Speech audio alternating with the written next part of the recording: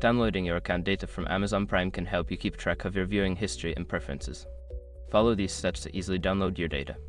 Step 1. Sign into your Amazon account. Visit the Amazon website and log in using your credentials.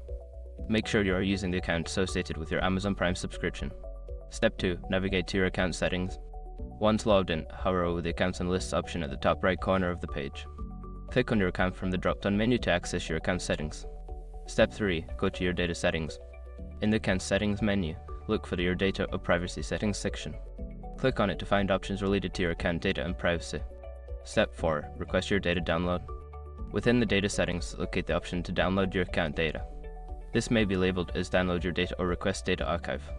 Follow the prompts to select the specific data you want to download. Step 5. Check your email for the download link.